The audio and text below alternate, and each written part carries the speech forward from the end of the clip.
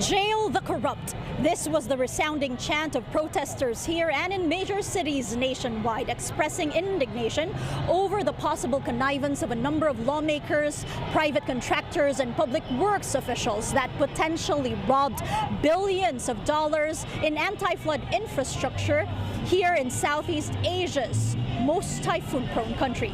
Thousands showed up to support the anti-corruption measures demanded, including institutionalizing or making permanent through law the independent body created by President Ferdinand Marcos Jr. to investigate these anomalies. Those who couldn't be present in these protest sites were urged to display white ribbons in their properties. Protest organizers I spoke to say they refuse to allow their messaging of condemning corruption across administrations to be hijacked by political factions, including supporters of Vice President Sara Duterte, who may benefit from the resignation or ouster of President Marcos. We're also committed to peaceful protest. No, the most we've seen is maybe some slight defacing of property, which I think does not cross the line towards any violence. Organizers of this protest, as well as many of the other protests around the country and even around Metro Manila, are also committed to the constitutional order. No one is asking for any regime change. Still, another faction calls for President Marcos to resign. Another faction is also calling for the resignation of all government officials. Police officers dispersed groups of protesters in capital Manila following commotions. Over a dozen were arrested.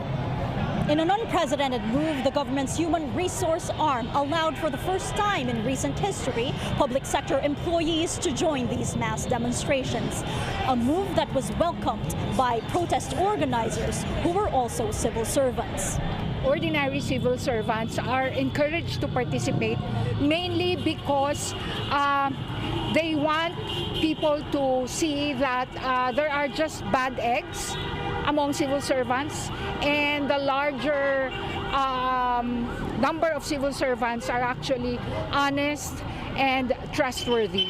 Motorists passing by the protest venue are honking their horns in support of the anti-corruption demands. And despite the afternoon sudden downpour, crowds continue to swell. President Marcos himself said he would participate in the protests if he was not president. But the People Power Monument, where we are, is in honor of that peaceful revolt that ended what analysts describe as the kleptocracy of his late father and namesake, the former President Ferdinand E. Marcos Sr.